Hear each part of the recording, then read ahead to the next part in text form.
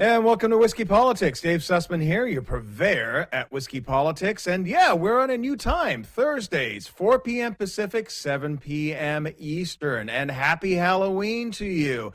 If you are watching this on the West Coast, you're probably getting ready to head on out and do some trick-or-treating. If you've got kids on the East Coast, we're probably going to be watching this a little bit later. Hopefully everybody's having a safe Halloween. And the Democrats today certainly dropped Halloween on America. Nancy Pelosi promised that she was going to have the impeachment inquiry go to a vote. It did go to a vote. And two Democrats, essentially it was a bipartisan vote, meaning that two Democrats actually crossed over the aisle and voted with all of the Republicans. And all the Republicans voted against the impeachment inquiry. They got enough. And this thing is now really, I guess, essentially staying the same, doing what they have been doing for the past month, which is this Star Chamber, basement dwelling investigation behind closed doors with the only leaks, the only transcripts that are actually coming out of that are decided by the chairman of the Intelligence Committee, Adam Schiff. And we're going to talk a little bit more about Adam Schiff here today, especially in the first couple of segments, because we have Eric Early, who is running against him in California 28. Definitely a long shot. It is a D+23 district, but with everything that is happening right now, who knows? There's a lot of consternation in Los Angeles regarding this congressman who is, in essence, in many ways, deciding to drive this car and possibly the Democrats over the cliff in 2020. So we're going to talk a little bit about that. But one of the nice things that we've seen this week is that the Republicans are really starting to push back. I think they're taking a page from Donald Trump, who doesn't ever take anything lying down, for good or for bad. He fights, as Evan Sayet said in his town hall article a few years ago. He fights. And a lot of Republicans are actually now starting to come out and show their fight as well, including Representative from Florida, Representative Matt Gaetz, who filed an ethics complaint today against Adam Schiff. Here's a quick clip. Pelosi's impeachment resolution gives unprecedented power to the Intelligence Committee Chairman, Adam Schiff. That's deeply troubling to me for a few reasons. First, Adam Schiff has proven in this process that he cannot adhere to the fundamental principles of fairness. And second, and I would say most important for my work today, is that Adam Schiff has violated the ethical rules of the House of Representatives. Rule 23, Clause 1 and 2 of the Code of Conduct for members of the House of Representatives requires that we engage in conduct that brings credibility on the House and that we don't impair the credibility of the House.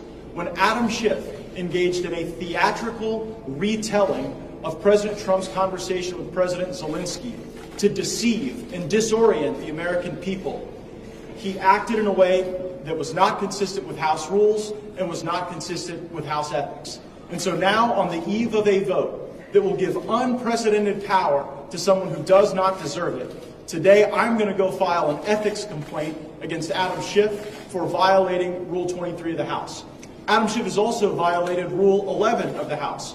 Rule 11 requires that if you are going to expel a member of Congress from a hearing who does not intend to participate by asking questions, that you are required to hold a vote on that measure.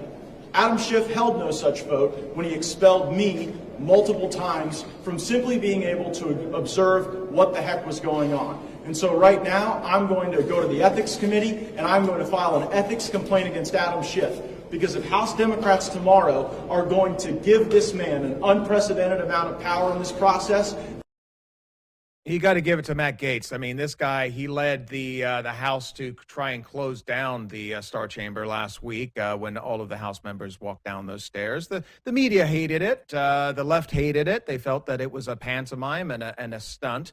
But the fact is that Republicans aren't left with a lot of options right now. Adam Schiff seems to be masterminding this thing going back months. It's obvious that he had relationships with a whistleblower before he said he had the whistleblower. He came on and read this pantomime out of whole cloth, this parody, as he called it, in essence, restating what actually took place in that transcript. And the damage has been done. because they knew a month ago that when they called for this impeachment inquiry, that everybody was kind of like, what did he say in that transcript? And then Adam Schiff came out with that parody reading at the House Intelligence Committee opening, and the media basically carried his water, and half of America now state that, yeah, an impeachment inquiry is warranted.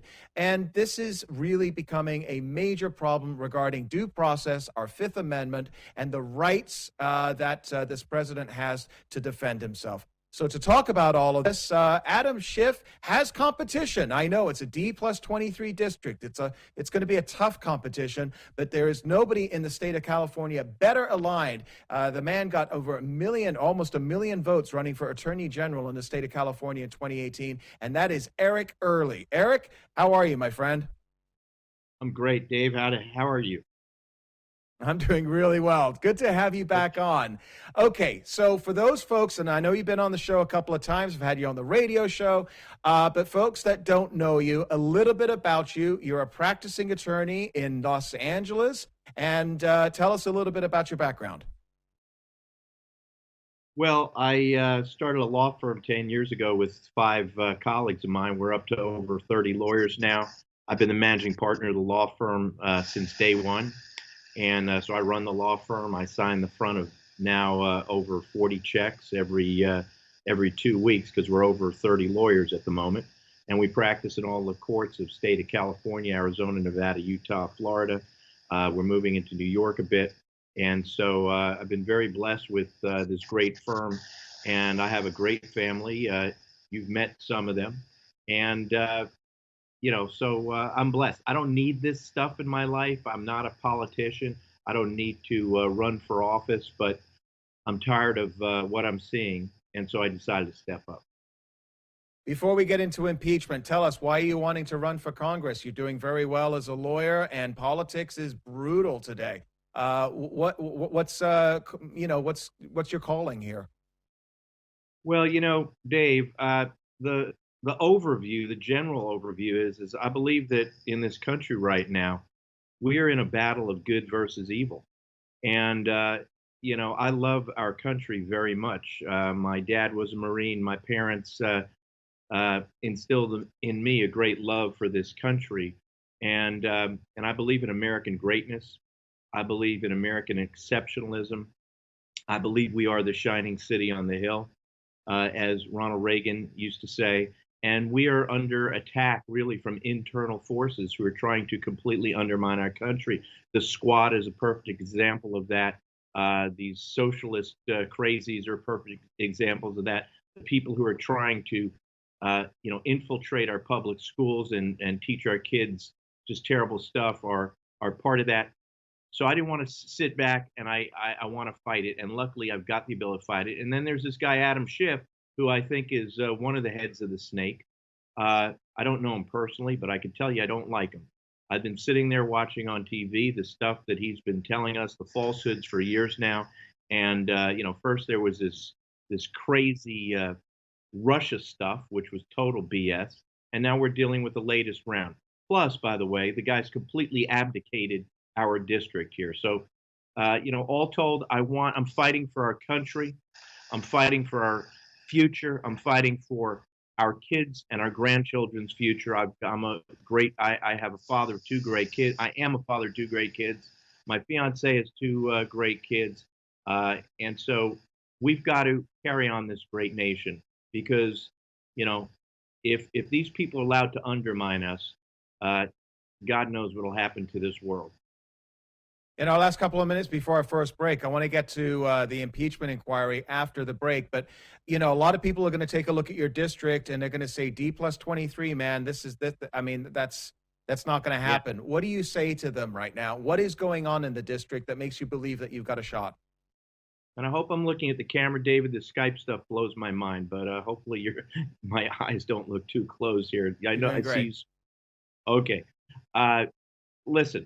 I'm building a coalition out here. Of course, I'm reaching out to the conservatives, the Republicans. What a lot of people don't know out here is that in Los Angeles County alone, there are over 1 million registered Republicans. And for many years now, many of them have thrown up their hands, haven't voted. because California is in such dire straits politically. So many people just don't believe it's possible that conservatives can come back into government. I'm working to energize them. I need their votes tremendously. Then I have to peel away some Democrats and independent. And to the moderate Democrats out there, I'm trying to peel them away. I'm explaining to them that Schiff not only lied to us conservatives, he lied to all of them too.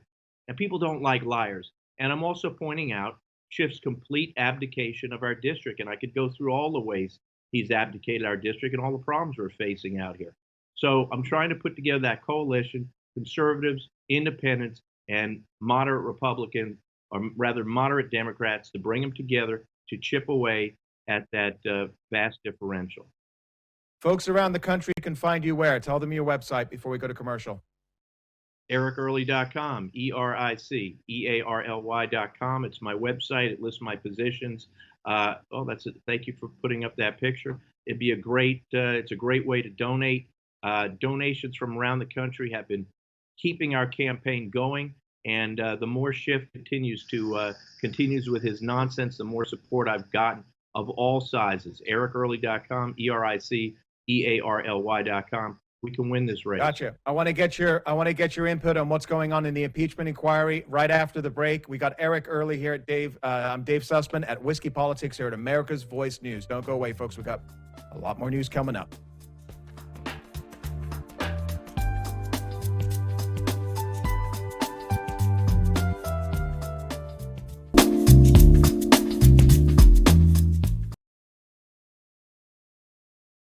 And welcome back to Whiskey Politics. I'm Dave Sussman. You can find me on Twitter at David Sussman and our Facebook page, Whiskey Politics. Just do a search in there, and you can also find us at America's Voice News. And I am live daily. Yes, Whiskey Politics is Thursdays at 4 p.m., but daily I'm on America's Voice News from 11 to 1 Pacific. That's 2 to 4 East Coast time. Watch us, me and Amanda Head. We pull apart and put back together the news and commentary and everything else that's going on in the world. So have you just download the app for America's Voice News? You can watch it on your big screen TV at home on Roku and Apple TV and Amazon and all the others as well. And if you're watching on America's Voice News, you're seeing that we're talking about impeachment. It's what we talked about earlier today as well. And Adam Schiff is pushing the boat out on impeachment. They've got the impeachment inquiry that has been voted for by the Democrats, and they had two Democrats that went over to the Republican side. So it was bipartisan for the Republicans for a no vote. But Eric Early is running for California 28. That is the district where Adam Schiff is the congressman. And Eric Early is looking to take his job in 2020. Eric, let me first of all ask you point blank. When we're taking a look at this, the last month, what has happened, and this whole idea that Adam Schiff had some inside information regarding collusion for Russia for 2 to 3 years, and he came out and he teased the media every single day, and MSNBC and CNN reported it, as if it was, breaking news every single night. Now we're taking a look at this non-quid pro quo, quid pro quo. We've seen the transcript. We know what's in it. What is your feeling right now about the, about the impeachment and the process itself? Well, Dave, look at what this maniac Schiff and his party are putting our entire country through. We have a great president. I happen to support him. I've supported him since he got elected. And since before he got elected, actually. And let's just let him do his job, all right? Sure, a lot of people in the country may not like the way he's doing his job. I think he's doing great things for America. But with this guy, Schiff, Pelosi, these other characters are putting the country through and have put the country through, it's outrageous. It's almost as if they've forgotten, they and their enablers in the mainstream media have forgotten the 2 years of lies that they put us through. And it was the same thing every single day on the CNNs and the MSNBCs and the Washington Post and the New York Times. Big headlines, breaking news. Donald Trump's going down. His kid's going down. This one's going down. He'll never survive it. It was one thing after another with these anchor people and pundits who sound so important sound like they know what they're talking about. And it all turned into absolutely nothing. It blew up in their face. We are going through that point 2.0 right now with this whistleblower stuff. I read the transcript of the phone call, of the president's call with the Ukrainian leader. You cannot impeach a president for that. Well, yes, I guess you can when you have a majority of hyper-crazed Democrats in the Congress who I believe have lost touch with the voters and even their supporters. But that's not something you can impeach a president for. If they do impeach this president, just think about the precedent it will set for future presidents. No president will be able to have a phone conversation with a world leader other than to say, the sky is blue. My cup of coffee was great today. Nice talking to you, Joe. Because this is just outrageous. And oh, by the way, if this transcript of this call is sufficient to impeach somebody, I don't think we would have had a president in American history who could have avoided impeachment. So this is the precedent that these just crazed politicians are setting. And it's incredibly troubling, especially to those of us who support Donald Trump. And I will tell you something else, Dave.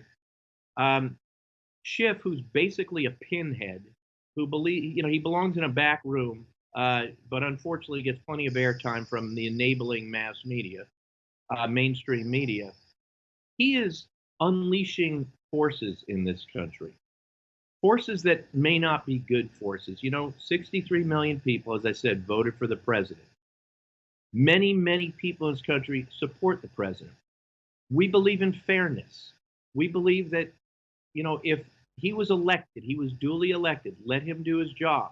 And unless he did something really terrible, really law-breaking, you don't go through this process and don't try what many people are calling a soft coup.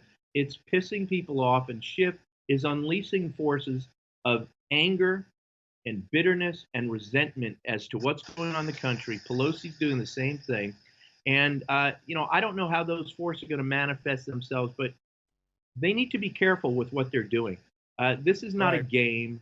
This is not a joke. This is not a political nothing. This is the American people who voted for and like a president and don't want to see him just completely undermined and possibly taken out of office based on total BS. You refer, Eric, to a soft coup, and this is something that I think a lot of people would agree with, because impeachment is a political process. They're basically doing an investigation to find a crime before a crime was committed. As you stated, they were looking at the Mueller investigation, which was going to put this president away. Nothing came out from the Mueller investigation, much to the chagrin of Adam Schiff. They immediately pivoted to something that Adam Schiff had been working on for a month or two with this quote-unquote whistleblower. And Donald Trump surprised everybody by showing the transcript and showing within the transcript that, there's no quid pro quo. But we talk about this from a constitutional standpoint. Sarah Carter, she's an investigative journalist. She tweeted earlier today, she said, there was no collusion as claimed over and over again to the American people. When Dems and anti-Trumpers couldn't deliver, now it's something new. These impeachment inquiries don't honor the Constitution. Your rules don't allow for due process. Instead, it is a direct danger to the Constitution and a message to the American electorate that Dems do not respect or recognize the legitimacy of the 2016 election. It seems that this is a far greater threat when bureaucrats and lawmakers try to undo a fair election. Is this what they are doing, Eric? Is this the whole purpose of the fact that they couldn't win in 2016? They want to overturn the Electoral College. They tried the 25th Amendment. He's crazy. We got to kick him out. They tried the Emoluments Clause. They tried Mueller. This is just the latest. Is this all it is? It's basically that they didn't get their way in 2016? Well, that's certainly part of it. And the other part of it is they don't believe they're going to get their way in 2020 because Donald Trump is just going to run right over these 20, morons that are running from the Democrat side. So they're terrified he's going to get reelected. But there's more than that, John. Donald Trump outed the senior leadership of the FBI, the CIA, and the intelligence services, not the rank and file who are great people working to protect our country. He outed the senior leadership that were trying to undermine an American election. And I firmly believe the Democrats are are totally afraid of, if Donald Trump gets elected again, he's going to out so much of the Hillary Clinton uh, wrongdoing.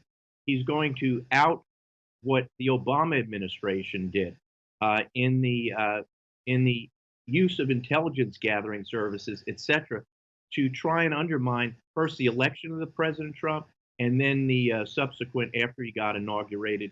What the Obama administration did, and it looks like it went straight up to Obama, was made Watergate look like peanuts.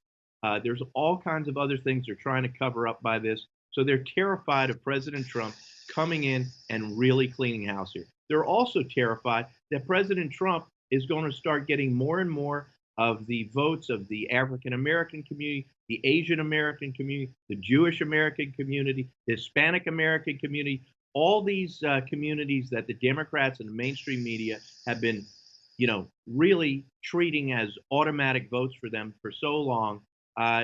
People are getting the joke. People are figuring it out. People of all faiths in our country are figuring it out. And so the Democrats are terrified of Trump, and they're doing whatever they can to get rid of him. Yeah. In our last couple of minutes here, Eric, obviously you're running for a district in California, deep blue Los Angeles. But the Democrats have been running Los Angeles and your district for quite some time.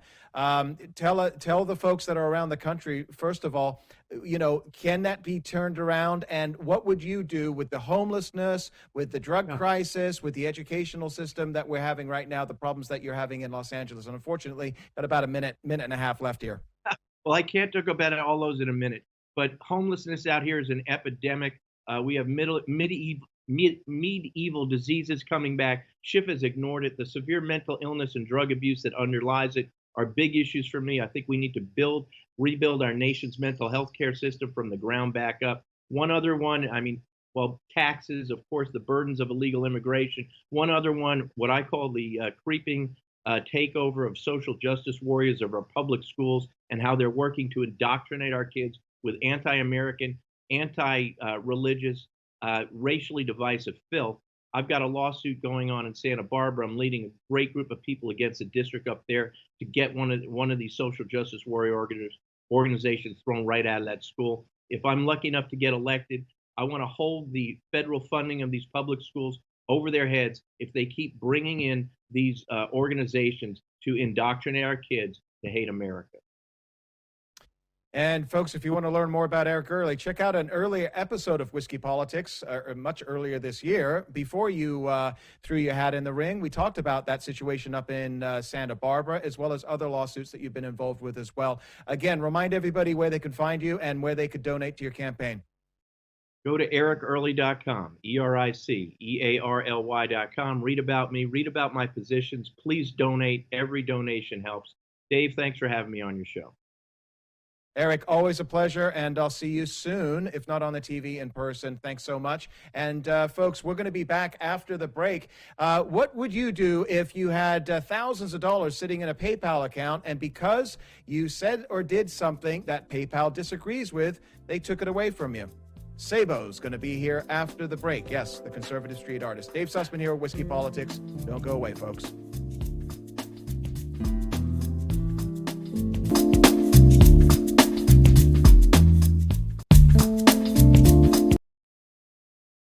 And welcome back to Whiskey Politics. I'm Dave Sussman, your host and purveyor at Whiskey Politics. You can find us weekly, Thursdays now. Yes, we moved to Thursdays at 4 p.m. Pacific time. And you could also find me at America's Voice Live. Same channel. You can find us all over the place on Roku and Apple TV and Amazon Fire and all the other platforms that you don't need cable or satellite for. That's the direction we've been moving. I don't know about you. I got rid of my cable about 6 years ago. But one of the things that we've been talking a lot about over the past few years here at Whiskey Politics, I think we're like episode 214 right now, is the crackdown on free speech. It's one of the things that I think a lot of us are really upset about because, we can disagree. We can disagree with Democrats. Democrats could disagree with conservatives. We can sit down and we can have the debate. But when somebody tries to crack down on your First Amendment rights to have that discussion, to have that debate, then the conversation is over. And what our guest today, Sabo, he is a conservative street artist. You know who Sabo is. And I was absolutely stunned earlier this week to find out that he has basically not using a bank account. He's been using PayPal. And so all of his funds are in this account. And then they decide to close him down and hold on to his money. This is pretty scary stuff. Why? Well, he's apparently they didn't like something he said. Sabo, how are you, buddy? I am great. How are you? I'm doing really well. We had you on earlier today at America's Voice Live. Had a little technical glitch. I was going to interview you, but Amanda Head took over. So I wanted to get you back on and have this conversation with you. So, okay, tell all of our guests a little bit. Unsavoryagents.com is where everybody could find you, by the way. What the heck happened with PayPal? Well, first off, I was using them as a bit of a bank because the bank here in California, the State Tax Franchise Board came in and took money while I was asleep. And after a while, I couldn't trust the banks anymore. So, and I never had a problem with PayPal until just the other day. Someone tried buying a poster and I got an email. They said it's not working. I went to my PayPal account and there was a message that said, you can't use our services anymore, and we're going to hold on to your money for 180 days, which is 6 months. And that was just crazy. So, of course, I contact them. I must have asked them like 6, 7 times, what did I do? And every single time they said, read our terms and services. I'm like, they're pretty long, and I'm sure you could define them any kind of way. So would you please tell me exactly what I did? And they were holding a significant amount of money. So I would think they would at least be gracious enough to tell me what I did. And they never told me. Not only did they not tell you, but they canceled the account and your ability to access the account at least for several days, right? This is your money. This is your lifeblood. I mean, that must have been really scary for you because what did they tell you? They were going to hold on to it for months? Oh, 6 months. I was kind of expecting it. I felt like a character in the movie Apocalypto when you saw some guy getting his heart torn out by some Aztec priest. And I wasn't the next one in line, but I knew I was in line. So I had taken some money out, like maybe a month before. So I wouldn't have died overnight, but still, it's like wouldn't have been doing very well. And of course, my turn came and they cut my heart out. So I want to just make sure because I'm sure a lot of people are watching this saying, well, you must have done something. They wouldn't just close down an account. They didn't give you a reason, as you just stated. They refer to their terms and conditions and ask you to decipher pages and pages of legalese to determine where you went wrong. What do you think it was? Well, I'm a very edgy guy in terms of my art. I hate sounding like that, but I mean, I use certain hot words. And I don't mind, I have a bit of a sense of humor that would have flown in the 70s, 80s, and 90s. For some reason, ask any comedian today or musician, there's certain things you can't say or they'll take your head off. So, as I said, I use certain words. I've always welcomed anyone. If there's any piece that you don't like, by all means, ask me. Every time I'm interviewed, I say, ask me the hardest questions. And apparently that's just getting a little too difficult or dangerous for these people. So, okay, you've been kicked off of Facebook. You've been kicked off of Twitter. I couldn't even find you on Twitter. I was trying to tag you earlier for this upcoming interview. Let me just ask you this. Where does free speech happen now? If you are a right of center street artist, as you are, a guerrilla artist, as you call yourself, and you've been famous, you've been all over the internet, your billboards in, in Hollywood, you just had something that came out regarding Once Upon a Time in Hollywood, the billboard there. You've gone after, the hypocrites in the Me Too movement and Harvey Weinstein. But where is a home now for you for free speech? Because you're kicked out of everything now. I still have free speech. I just don't have a home in their platforms. Excuse me. I do have, I just don't have a home in their platforms. And in terms of that, I have no idea. I really don't want to pick up TikTok or a Telegraph or I'm a little bummed out because I'm going to spend the next 4 years, 5 years getting my presence up on those platforms, and for what? So they can shut them down. And but see, that's not the scariest part. The scariest part is this is about money, and everyone wants to move money online. They want to take paper currency out of the equation. So what they basically just proved is if you have wrongthink, they can just shut off your money source. So you can't sell or buy now if you don't have the mark of PayPal. So that doesn't feel very good. So when you hear Mark Zuckerberg sitting in front of Congress and he's trying to sell, what is it called, Libra, this new cyber currency that Facebook is pushing, is that some more control that they have? And if Facebook doesn't like something you say, they basically now own your ability to pay your bills. Oh, good Lord. It's like when you walk into someone's house and they have Alexa. All you think are you an idiot? I mean, you really allowing these people to listen in terms of giving them your money? The thing about Zuckerberg and people like that is they've already demonstrated they can't be trusted. For them to roll out currency, that's a lot of nerve, let me tell you. And you got to be pretty stupid to trust them. Do you, obviously you're somebody that doesn't like to use banks.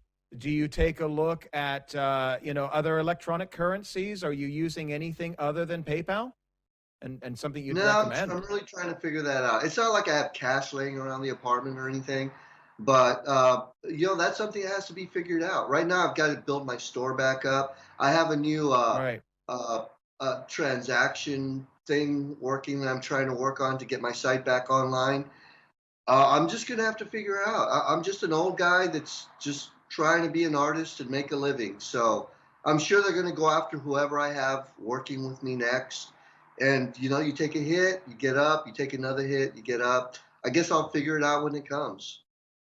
We saw an announcement yesterday that Twitter is going to be banning political advertising. And of course, Hillary Clinton was very, very happy about that. Facebook has stated that they are not going to be banning any kind of political ads. Anybody could pay for any kind of ads that they want, and anybody could say anything. This is, again, going back to the discussion regarding the platforms and free speech. And whether you like Twitter and Facebook or don't like Twitter and Facebook, the reality is that they underpin the internet and really have become the water cooler and the Times, the town square, so to speak, today. How dangerous is this for free speech and the just really the communication and the transferring of ideas with each other as far as what you're looking at in the future here? You don't have a platform for your art. Is this something that's scaring you as far as the future goes? Well, for one, I have a platform. I've built a platform. If I do something that's half exciting, now I don't only have the conservatives that are going to report about it. I'll have like mainstream people like ABC, NBC. I have a lot of left-wing people report on it, and which I think is great because now it's not just the choir that's reporting on me. It's not easy. It is difficult, but I guess anything good is difficult. But we've seen this before. We saw it with Hollywood. We saw it with the music industry. They all said, we're going to get our person elected. We're Hollywood. And then, of course, in 2016, they failed. So now all I see is the startups. They're like, we got this. It's just an entirely different branch of leftists. And hopefully we can show that, no, you don't have this. In our last minute, Sabo, you are very famous for basically skewering Hollywood, especially around the award season. Heading towards the end of the year already. We're in November tomorrow. Award season around the corner. Any plans? Any fun that we should look out for? I hope so, man. I feel rejuvenated. It's been a tough year. I've been doing other things like office work, and I really want to get back into the art. So I can't wait. I'm excited. Not to mention the next year is just going to be all out brutal for everybody. So hopefully I'll come out with some exciting stuff. Tell folks where they can find you then at Unsavory Agents, what they can do over there at your site. Well, my website is unsavoryagents.com. At the very bottom, there's a P.O. box. you're more than welcome to communicate with me that way, or my email's on there as well. But I do have an Etsy shop at Unsavory Agents, like Etsy Unsavory Agents. So for the time being, I am selling things on there. So I really would appreciate your support in that regard. Great. Listen, man, I was really happy to hear that you were able to work it out with PayPal. The amount that you told me is not insignificant. So everybody check out unsavoryagents.com and follow Sabo. He is fantastic and just a good guy. We've become good friends over the years. Thanks for joining me, Sabo. Best of luck and have a great weekend. Enjoy your Halloween, and we'll talk again soon. All right. And folks, we'll be right back. And what did Tom Brokaw say that probably made NBC News quite upset? Don't go away. We got more coming up at Whiskey Politics after the break.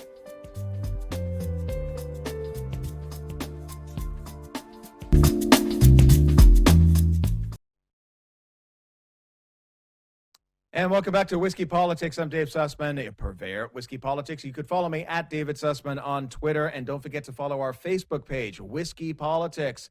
And yeah, there's a lot of action on that page. We seem to get a lot more interaction on Facebook than we do on Twitter. I'm not too sure how the algorithms work these days. But listen, we'll put stuff up every day. And if you like it, that's great. And if you want to share it, that's awesome. And you can also subscribe to our channel at YouTube.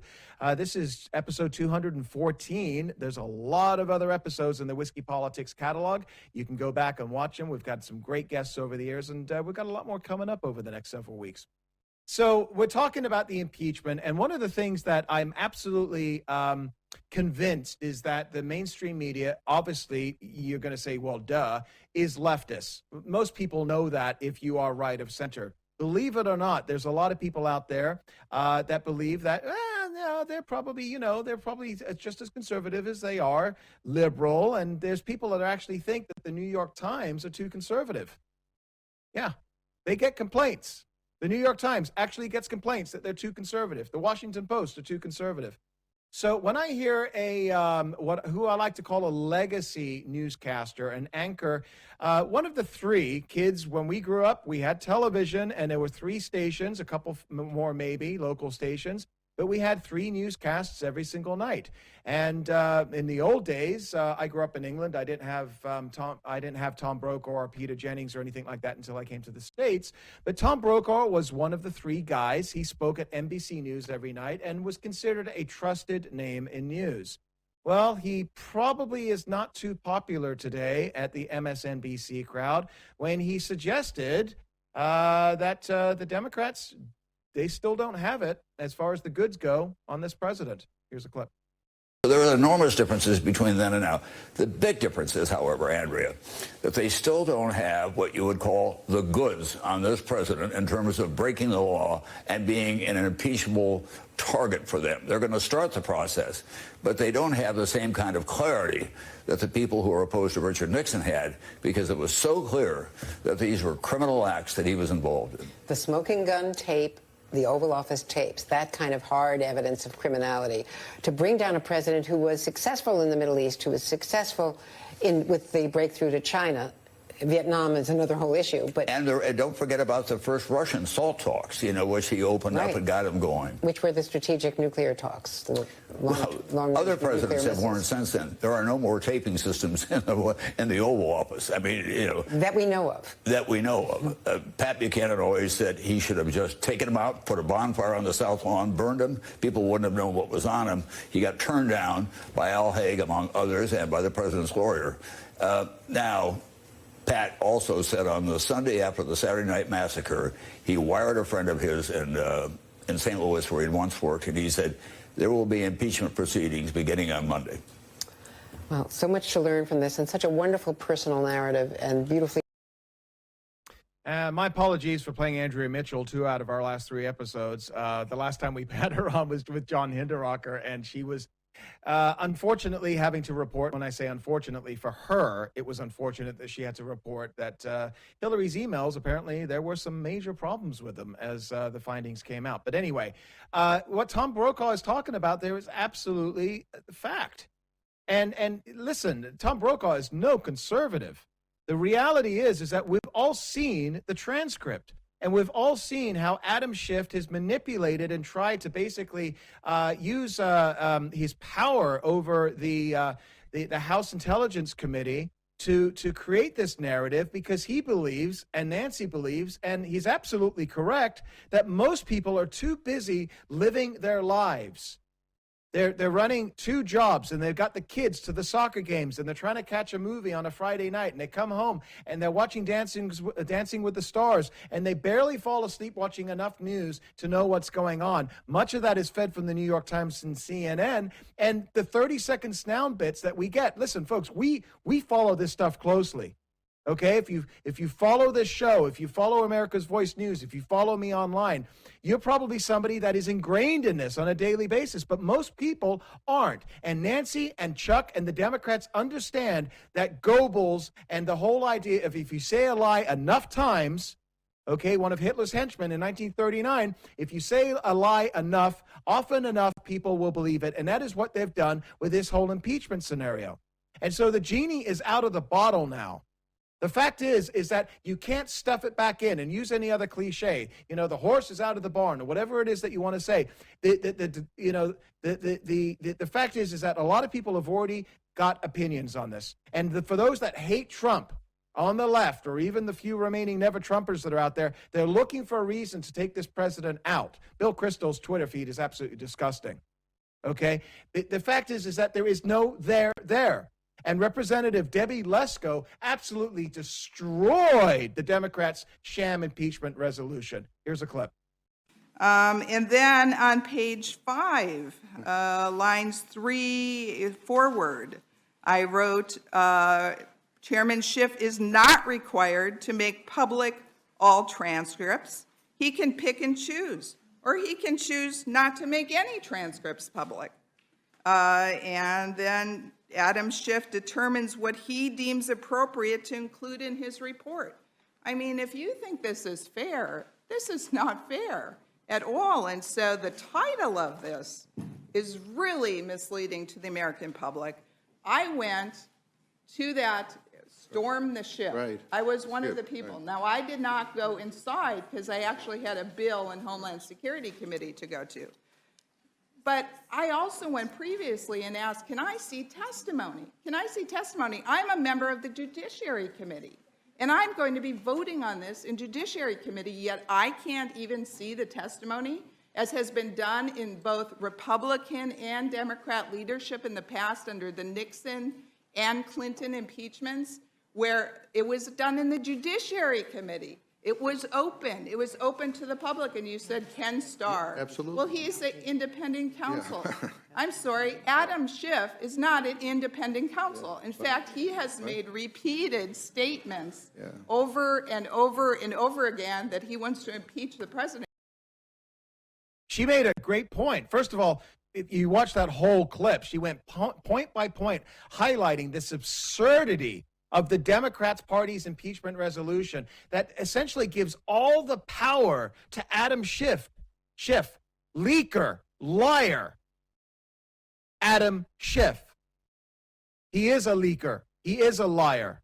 And I hope Eric Early takes him to task on all of that during the election. But the reality is that Nancy Pelosi gave this position of incredible power, not to Gerald Nadler at the House Judiciary Committee, which is where historically this has always happened. Why did she give it to Adam Schiff? Because Adam Schiff has absolutely no shame.